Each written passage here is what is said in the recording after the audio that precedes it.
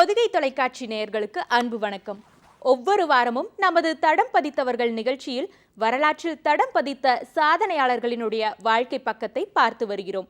அந்த வகையில் இந்த வாரம் யார் என்ற கேள்விக்கு விடையாக முதுமை மலர்ந்துள்ளது. ஆம், பொதுவாகவே முதுமையை வரம் என்பார்கள். ஆனால் முதுமையின் வரமாகவே வாழ்ந்தவருடைய வாழ்க்கை பக்கத்தை தான் இந்த வாரம் தடம் பதித்தவர்கள் நிகழ்ச்சியில் பார்க்கவிருக்கின்றோம். மூத்தோர் சொல்லும் முதுநெல்லிக்கனியும் முன்பு கசக்கும் பின்பு இனிக்கும் என்பது பழமொழி. பெரியோர் சொல்லை தட்டாதே என்பது முதுமொழி. மூத்தோர் சொல் வார்த்தை அமிர்தம் என்கின்றது அறநூல். முதுமை கற்றுக் கொடுக்கும் அனுபவமும் பக்குவமும் சொல்லில் அடங்காத புதுமை. 5இல் வளையாதது 50இல் வளையாது என்பார்கள். இங்கு 90 வரை வளைகிறது என்றால் நம்ப முடிகிறதா? ஆம், இங்கு 100 வரை வளைந்தது. 4500 ஆண்டுகளுக்கு முன்பாக இந்தியாவில் தோன்றிய உடற்பயிற்சி யோகா. கொங்கு மண்ணாம் கோவை மண்ணுக்கு சொந்தமான சிறிய கிராமத்தில் பிறந்து யோகா கலையை துல்லியமாக கற்று அதை ஊரறியும் வகையில் எடுத்துக்கொண்டு சேர்த்த பெருமை இவருக்கு உண்டு. இவர்தான் உலகின் மூத்த யோகா ஆசிரியர்களின் பட்டியலில் இடம் பிடித்திருக்கக்கூடிய இந்திய பெண்மணி திருமதி நானம்மாள் பாட்டி அவர்கள். 1000ற்கும் மேற்பட்ட யோகா மாஸ்டர்களை உருவாக்கிய பெருமை இவருக்கு உண்டு. இன்றைய நமது தடம் பதித்தவர்கள் நிகழ்ச்சியில் முதுமையை வென்று சாதனைகள் பல புரிந்த யோகரத்னா, நாரி சக்தி, பத்மஸ்ரீ திருமதி நானம்மாள் பாட்டி அவர்களுடைய வாழ்க்கை பக்கங்களை புரட்டி பார்ப்போம். நானம்மாள் 1920ஆம் ஆண்டு பிப்ரவரி 24ஆம் தேதி கோயம்புத்தூர் மாவட்டத்தில் உள்ள பெரிய கழந்தை எனும் கிராமத்தில் ரங்கசாமி ரங்கநாயகி தம்பதியினருக்கு மகளாக பிறந்தார். நானம்மாள் தான் மூத்தவர். இவருடன் கூட பிறந்தவர்கள் ஒரு சகோதரி, 2 சகோதரர்கள். நானம்மாள் தனது தாய் வழி பாட்டி வீடு அமைந்துள்ள பெரிய கழந்தையில் பிறந்திருந்தாலும் வளர்ந்ததெல்லாம் பொள்ளாச்சிக்கு அருகில் உள்ள ஜமீன் காளியாபுரத்தில்தான். இவரது தந்தை ரங்கசாமி பாரம்பரிய சித்த மருத்துவர் ஆவார். சித்த வைத்தியர் மன்னார்சாமி என்றால் அனைவருக்கும் தெரியும். தாய் ரங்கநாயகி விவசாயி ஆவார். விவசாயம் ஒருபுறமும் சித்த வைத்தியம் மறுபுறமும் சிறப்புடன் செய்து வந்தது இவரது குடும்பம். கோதா மைதானத்தில் சிலம்பம் போன்ற பாரம்பரிய வீர விளையாட்டுகளை கற்றுக் கொடுத்து வந்தார் தந்தை வழி பாட்டனார் கோவிந்தசாமி. இவ்வாறு நானம்மாளின் குடும்பமே இயற்கையோடும் தமிழர்களின் பாரம்பரியத்தோடும் இயைந்து வாழ்ந்தனர். தனது தாத்தா பாட்டி தினமும் அதிகாலை குளித்துவிட்டு யோகா செய்வதை பார்த்து வளர்ந்த நானம்மாள் 3 வயதிலிருந்தே யோகாவின் மீது நாட்டம் கொண்டார். பெரிய கழந்தை கிராமத்தில் திண்ணை பள்ளிக்கூடத்தில் 1ஆம் வகுப்பு மட்டுமே படித்தார் நானம்மாள். சிறு வயதிலிருந்தே பெற்றோருக்கு விவசாயத்திலும் சித்த மருத்துவத்திலும் உதவி செய்வது நானம்மாளின் வழக்கமாக இருந்தது. இதன் மூலம் சித்த வைத்தியம் மற்றும் பாட்டி வைத்தியத்தை கற்றுத் தேர்ந்தார் நானம்மாள். நானம்மாளின் 8வது வயதில் கோவை பெரிய கழந்தையில் அமைந்துள்ள நூற்றாண்டு பழமை வாய்ந்த ஆதி ஈஸ்வரன் கோவிலுக்கு இவரது பாட்டி அழைத்துச் சென்றார். அந்த கோயிலின் தூண்களிலும் கோபுரங்களிலும் பல ஆசனங்கள் சிற்பங்களாக வடிக்கப்பட்டிருக்கும். இதை பார்த்த நானம்மாளின் யோகா ஆர்வம் மேலும் அதிகரித்தது. எனவே பாட்டியிடமிருந்தும் தாத்தாவிடமிருந்தும் தனது 8வது வயதிலிருந்தே யோகா கற்க தொடங்கினார் நானம்மாள். 1938ஆம் ஆண்டு தனது 18வது வயதில் நெசவிற்கு பெயர் போன நெகமம் அருகிலுள்ள சந்திராபுரத்தில் சித்த மருத்துவர் வெங்கிடசாமியை திருமணம் செய்து கொண்டார் நானம்மாள். நானம்மாளுக்கு 4 பெண் குழந்தைகள், 2 ஆண் குழந்தைகள் என மொத்தம் 6 குழந்தைகள். அனைத்து குழந்தைகளும் சுகப்பிரசவம்தான். தினமும் அதிகாலை 4:30 மணிக்கு எழுந்து ஒரு நாள் கூட விடாமல் தவறாமல் யோகாவை கடமையாக செய்து வந்த நானம்மாள் யோகா ஆசிரியராக மாறியது திருமணத்திற்கு பிறகுதான். தனது மாமியார் மாட்டுத் தொழுவ வேலையில் ஈடுபட்டிருந்த போது இடுப்பு சுளுக்கிவிட்டது. மருத்துவமனைக்கு செல்லலாம் என முடிவெடுத்தார்கள். பல கிலோமீட்டர் பயணம் செய்து போவது சிரமம் என யோசித்துக் கொண்டிருக்கையில் நானம்மாள் தான் கற்ற யோகா பயிற்சியில் ஒன்றை செய்யுமாறு சொல்லிக் கொடுத்தார்.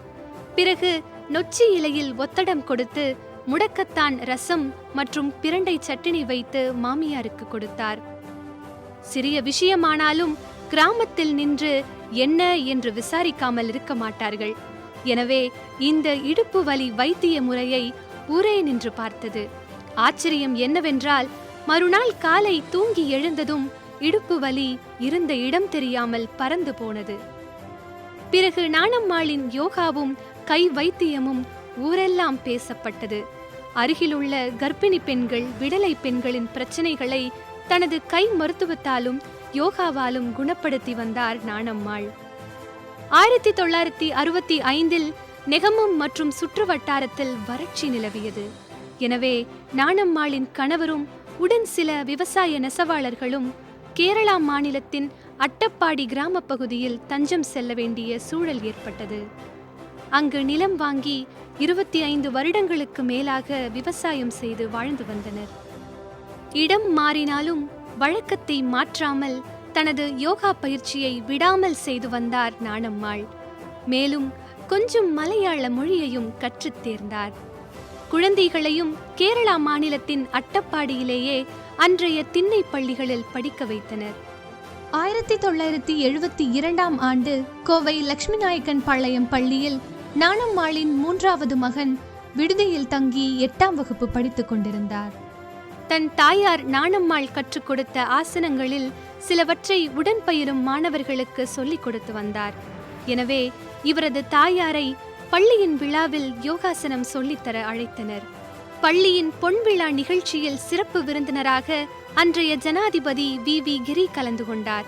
இந்த விழாவில் 4000 பேர் மத்தியில் யோகாசனங்களை செய்து காட்டி பாராட்டு பெற்றார் நாணம்மாள். அப்போது அவருக்கு 52 வயது. பின்னாளில் சர்வதேச அளவில் புகழ்பெற்ற நாணம்மாள் முதலில் மேடை ஏறி யோகா கற்றுக் கொடுத்தது இங்குதான். 1992 நாணம்மாளின் கணவர் வெங்கடசாமி இறந்துவிடவே கேரளாவிலிருந்து கோவை மாவட்டத்திற்கு மீண்டும் வந்தனர். பிள்ளைகள் அனைவருக்கும் திருமணம் செய்து வைத்த பின்னர் கோவை மாவட்டத்தின் கணபதி பகுதியில் தனது 4வது மகன் பாலகிருஷ்ணன் வீட்டில் வாழ்ந்து வந்தார் நாணம்மாள். நாணம்மாள் மற்றும் மகன் பாலகிருஷ்ணன் இருவரும் இணைந்து கோவையில் யோகா பயிற்சி மையம் துவங்கி குழந்தைகள் முதல் பெரியவர் வரை அனைவருக்கும் யோகா கலையை கற்றுக் கொடுத்து வந்தனர்.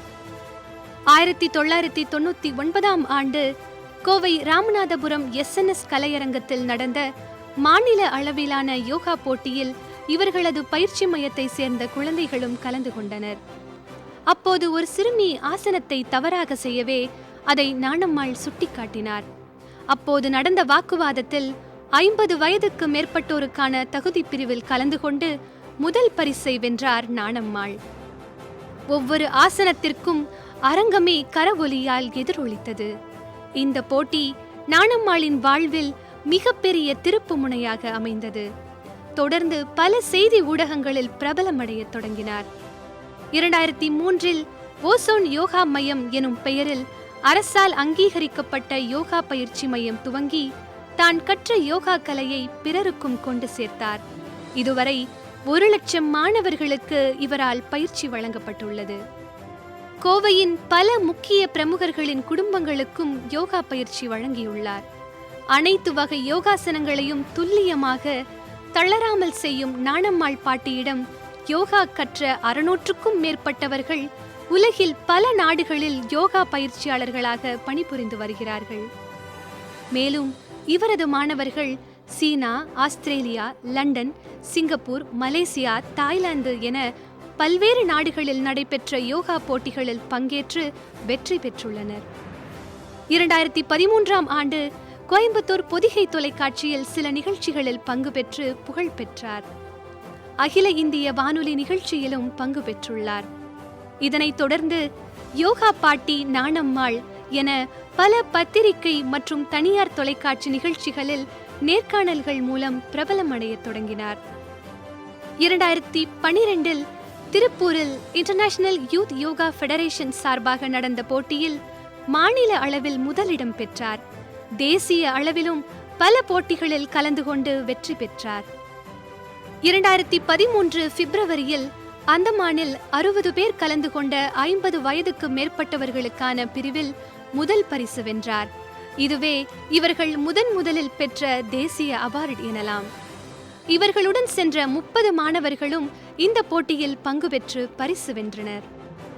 பல மேடைகளில் யோகாசனங்களை துல்லியமாக செய்து வெற்றி நடை போட்டார் நாணம்மாள். தொடர்ந்து சென்னை, கோவை, திருச்சி, திருப்பூர், ஈரோடு என பல பள்ளி கல்லூரிகளுக்கு சென்று யோகாசனங்களை கற்றுக் கொடுத்தார். 2013ஆம் ஆண்டு திருப்பூரில் 23,000 பேர் கலந்து கொண்ட மாபெரும் யோகா விழிப்புணர்வு மாநாடு நடைபெற்றது. இந்த சாதனை அசிஸ்ட் வேர்ல்ட் ரெக்கார்ட்ஸில் இடம்பெற்றுள்ளது. மகாத்மா காந்தியின் நேர்முக செயலாளராக இருந்த கல்யாணம் அவர்கள் மற்றும் கவிப்பேரரசு வைரமுத்து அவர்கள் இந்நிகழ்வை தலைமை தாங்கினார்கள். எங்க அம்மா பத்தி சொல்லணும் அப்படின்னா, எங்க அம்மாவோட விசேஷம் என்னன்னா, எங்க அம்மா 100 ஆண்டுகள் வாழ்ந்தாங்க. 100 ஆண்டுகள் இந்த பூமியில எவ்வளவு பேர் வாழ்ந்திருக்காங்க. ஆனா அதுல எங்க அம்மாவோட சிறப்பு என்னன்னு கேட்டீங்கன்னா, 100 ஆண்டுகள் வாழும் வரைக்கும் அவங்க பாத்தீங்கன்னா 6 குழந்தைகள் சொன்ன சுகப்பிரசவம், 12 பேர குழந்தைகள் சுகப்பிரசவம், 11 கொள்ளு பேத்தி பேர சுகப்பிரசவம் தான். எங்க அம்மா அவங்களுடைய ஆயுள்ல மூட்டு வலி, முதுகுவலி, பிபி, சுகர் எதற்காகவுமே மருத்துவமனைக்கு போனதில்லை. ஆங்கிலேயரோட மருந்தை தொட்டது கூட கிடையாது. இதுக்கு காரணம் என்னன்னு கேட்டீங்கன்னா, அவங்க தினம் தவறாம எப்படி டெய்லி நம்ம பல்லு வளர்க்குறோமோ அந்த மாதிரி தினம் தவறாம யோகா பயிற்சியை தவறாம பண்ணுவாங்க. அதே மாதிரி எங்க அம்மாவோட அம்மா பாத்தீங்கன்னா 107 வயசு வரைக்கும் வாழ்ந்தாங்க. அவங்களும் அப்படிதான், எங்க அம்மாவும் அப்படிதான். 100 வயசானாலும் 107 வயசானாலும் கடைசி நாள் அவங்க இறக்கும் வரைக்கும் அம்மாவுக்கு கண் பார்வை நல்லா இருந்தது, காது நல்லா கேட்டுச்சுங்க, நினைவாற்றலும் நல்லா இருந்தது. இதற்கு காரணம் யோகா. ஒரு ஆண் கல்வி கேட்டால் அவன் மட்டுமே அறிவாளியாகிறான். ஆனால் ஒரு பெண் கல்வி கேட்டால் அவங்க பரம்பரையே அறிவாளியாகுதுன்னு சொல்ற மாதிரி எங்க அம்மா அவங்களுக்கு தெரிஞ்ச நல்ல விஷயங்களை எங்களுக்கு எல்லாருக்கும் சொல்லி கொடுத்தாங்க. நானும் ஒரு நாள் கூட விடாம யோகா பண்ணிட்டு இருக்கேன். 2 வயசுலயே நான் சிரசாசனம் பழகிட்டேன்.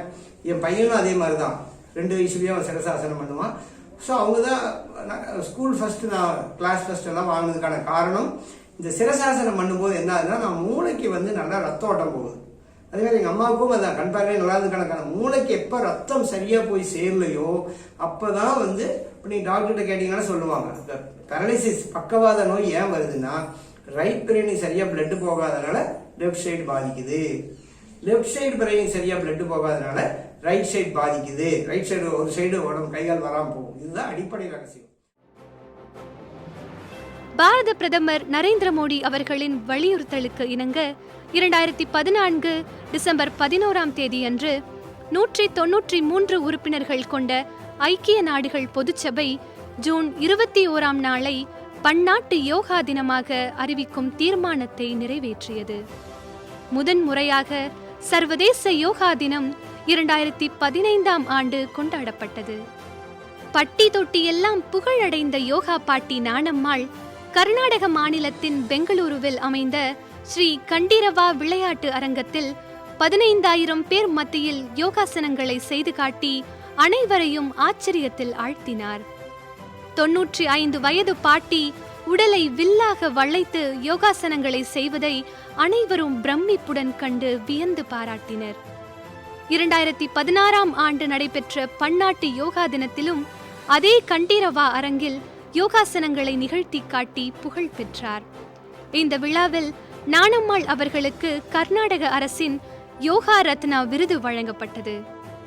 96வது வயதிலும் யோகாசனங்களை மிக சிறப்பாக நிகழ்த்திய நாணம்மாளை இந்திய குடியரசின் 14வது பிரதமரும் கர்நாடக அரசின் முன்னாள் முதலமைச்சருமான HD தேவகவுடா பாராட்டி இந்த விருதினை வழங்கி கௌரவப்படுத்தினார். பெங்களூரு, ஆந்திரா, மும்பை, ஹைதராபாத், ஜெயப்பூர், டெல்லி என தமிழகத்தை தாண்டி பல முக்கிய நகரங்களில் இவரது யோகா பயிற்சி வளர்ந்தது. 2016ஆம் ஆண்டு உலக மகளிர் தினத்தன்று ஜனாதிபதி மாளிகையில் பெண் சக்தி விருதான நாரி சக்தி புரஸ்கார் விருது வழங்கப்பட்டது.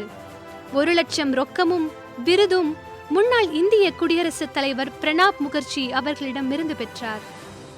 டெல்லியில் அன்றிரவு 8 மணிக்கு நடைபெற்ற இரவு உணவு மற்றும் பாராட்டு விழாவில் முக்கிய பிரமுகர்கள் மத்தியில் யோகாசனங்களை நிகழ்த்தி அனைவரது பாராட்டையும் பெற்றார்.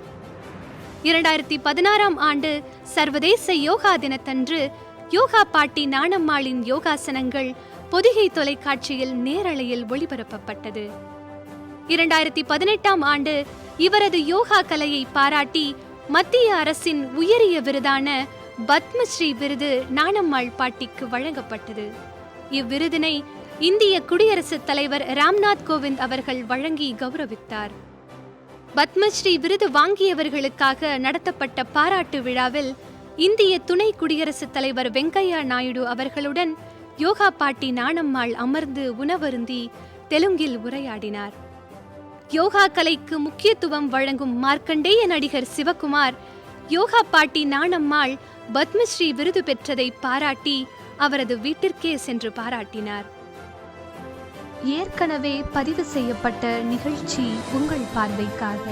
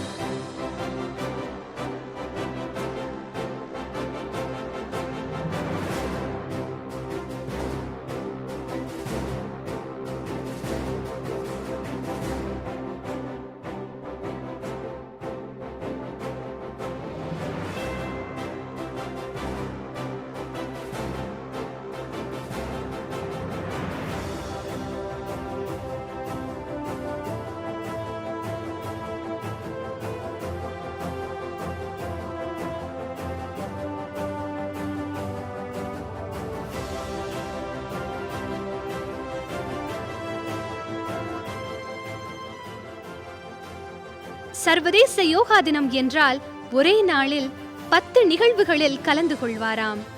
பல மேடைகளில் அயராது யோகாசனங்களை நிகழ்த்தி விழிப்புணர்வு ஏற்படுத்தினார். தலைகீழாக நின்று செய்யும் சிரசானத்தில் தேர்ந்த வித்தகராக திகழ்ந்தார் நாணம்மாள்.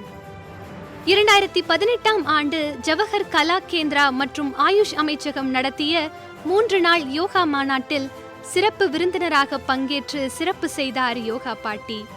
இந்நிகழ்வில் 3 நிமிடத்தில் சிறப்பு யோகாசனம் மூலம் சைனஸ் போன்ற மூக்கடைப்பை சரி செய்து பாராட்டை பெற்றார். 2018ஆம் ஆண்டு துபாய் மஸ்கட் நகரத்திற்கு சென்று 5 நாள் தங்கியிருந்து அங்கிருக்கும் பள்ளிகளில் யோகா பயிற்சி வழங்கினார். அதே வருடம் துபாயில் நாணம்மாள் மற்றும் 918 பேர் இணைந்து ஒரு சுற்றுக்கு 12 யோகா வீதம் 108 சுற்று சூரிய நமஸ்காரம் செய்தனர். இந்த சாதனை லிம்கா புக் ஆஃப் ரெக்கார்ட்ஸில் இடம்பெற்றுள்ளது. 2018இல் நாணம்மாள் மற்றும் இவரது மகன் பாலகிருஷ்ணன் இருவரும் மலேசியாவுக்கு சென்று அங்குள்ள தமிழ் சங்கம், பள்ளி, கல்லூரிகள் மற்றும் முதியோர் இல்லங்களுக்கு சென்று யோகா சிறப்பு பயிற்சி வழங்கியுள்ளனர். யோகா பயிற்சிக்காக வெளிநாடு செல்லும் போதெல்லாம் பல விமான நிலையங்களில் இவரது யோகாசனங்கள் அரங்கேறும்.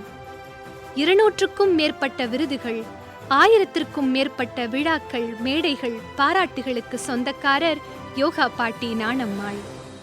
பள்ளி படிப்பு படிக்கவில்லை என்றாலும் பல இடங்களுக்கு சென்று யோகா கற்றுக் கொடுத்ததால் தமிழ், மலையாளம், தெலுங்கு, கன்னடம் என பல மொழிகளை பேச கற்றுள்ளார் நாணம்மாள். இவரது வாழ்க்கை முறை பற்றி சொல்ல வேண்டுமானால், அதிகாலை 4:30 மணிக்கு தினமும் எழுந்துவிடும் நாணம்மாள் வேப்பங்குச்சியில்தான் பல் துலக்குவார். அதைத் தொடர்ந்து யோகா வகுப்பு நடத்துவார். இவரது வாழ்நாளில் காப்பி டீ குடித்ததில்லை, மருத்துவமனைக்கும் சென்றதில்லை. காலை உணவாக பெரும்பாலும் ராகி, கம்பு, தினை, குதிரைவாலி கஞ்சிதான் எடுத்துக்கொள்வாராம். கஞ்சிக்கு தொட்டுக்கொள்ள அவரது தோட்டத்திலேயே விளைந்த காய்கறிகள் வைத்து பொரியல் செய்து உண்பாராம். மதியம் காய்கறி மற்றும் கீரைகளுடன் கூடிய உணவும், இரவு பாலும் பழமும் மட்டுமே உணவாக எடுத்துக்கொள்வாராம். இரவு 7:30 மணிக்குள் இரவு சாப்பாட்டை முடித்து விடுவதை வழக்கமாக கொண்டிருந்தார் நாணம்மாள். இவருக்கு 12 பேர குழந்தைகள், 11 கொள்ள பேர குழந்தைகள். இவர்களுக்கும் யோகா கலை மற்றும் இயற்கை மருத்துவத்தை தாரக மந்திரமாக சொல்லிக் கொடுத்துள்ளார் நாணம்மாள். இவரது குடும்ப உறுப்பினர்களும் பெரும்பாலும் யோகா கலையில் தங்கள் பணியை செய்து வருகின்றனர். இப்போதைய உணவு முறையால் 40 வயதிலேயே படிக்கட்டு ஏற முடியாமல் சிரமப்படுகிறோம். 99 வயதிலும் ஓடி ஆடி வேலை செய்யும் நாணம்மாள் பாட்டி கூண் விழாமல் ஆரோக்கியமாக தென்பட்டார். இறுதி வரை உடம்பை வளைத்து யோகாசனங்களை செய்தார். இவரது யோகா திறமையால் நாணம்மாள் பாட்டி 99 வயது வரை கண் பார்வை, காது கேட்கும் திறன், ஞாபக சக்தி குறையாமல் இருந்தார்.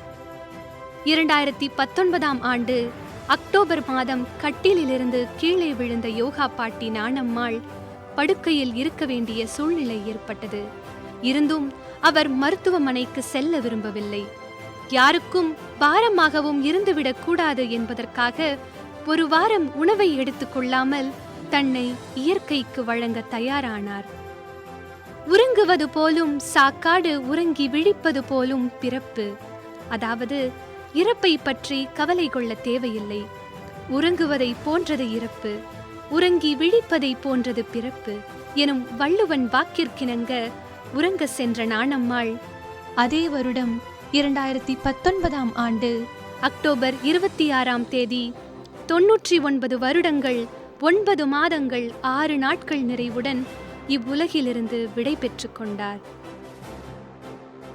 கிட்டத்தட்ட 100 வயது வரை வாழ்ந்த முதல் இந்திய யோகா ஆசிரியை என்னும் பெருமையை பெற்றுள்ள நாணம்மாள் பல 100 நாணம்மாளை உருவாக்கி மறைந்துள்ளார். 100 வயது வரை உடலை வில்லாக வளைத்தது யோகா. நினைக்கும் போதே மெய் சிலிர்க்கிறது. வயது என்பது வெறும் எண்ணிக்கைதான் என்பதை சொல்லில் சொல்லாமல் தன் செயலின் மூலம் நிரூபித்து காட்டியிருக்கிறார் நாணம்மாள் பாட்டி அவர்கள். விவசாய குடும்பத்தில் பிறந்து சித்த வைத்திய குடும்பத்தில் வாழ்ந்து தன்னுடைய குடும்பத்தையே யோகா குடும்பமாக மாற்றியவர் நாணம்மாள் பாட்டி. கழிவுகளின் தேக்கம்தான் நோய் என்பார்கள். அந்த கழிவுகளை அகற்றும் அருமருந்தாக யோகாவை பயன்படுத்தினார் நாணம்மாள் பாட்டி. ஆளும் வேலும் பல்லுக்குருதி, நாளும் 2ம் சொல்லுக்குருதி என்பார்கள். இயற்கையையும் யோகாவையும் ஆரோக்கியமான வாழ்விற்கு உறுதியாக கொண்டு வாழ்ந்து காட்டியிருக்கிறார் நாணம்மாள் பாட்டி. 100 விருதுகள், 1000 மேடைகள், லட்சம் பாராட்டுகள் என கோடி மக்களின் மனதில் நிலைத்து நிற்கும் நாணம்மாள் பாட்டி சர்வதேச அளவில் இந்தியாவிற்கு பெருமை தேடித்தந்த சிறப்பிற்குரியவர். 90 வயது வரையிலும் இடைவிடாது யோகாவை கடமை என செய்து வந்த இவர் ஆரோக்கியமான வாழ்விற்கு நமக்கெல்லாம் முன்னோடியாக வாழ்ந்து காட்டியவர். யோகா பற்றிய விழிப்புணர்வே இல்லாத காலகட்டத்தில் 50ற்கும் மேற்பட்ட ஆசனங்களை கற்று அதனை பிறருக்கும் கற்றுக் கொடுத்த சிறப்பிற்குரியவர். கற்க கசடர கற்பவை கற்றபின் நிற்க அதற்கு தக என்ற திருவள்ளுவரின் வாக்கிற்கிணங்க வாழ்ந்து மறைந்தவர் திருமதி நாணம்மாள் பாட்டி அவர்கள். இன்றைய நமது தடம் பதித்தவர்கள் நிகழ்ச்சியில் இந்தியாவின் மூத்த யோகா ஆசிரியர் பத்மஸ்ரீ நாணம்மாள் பாட்டி அவர்களுடைய வாழ்க்கை பக்கங்களை பார்த்தோம். அடுத்த வாரம் மற்றும் ஒரு சிறந்த மனிதனுடைய வாழ்க்கை தடத்தோடு பயணிப்போம். அதுவரை காத்திருப்போம். நன்றி, வணக்கம்.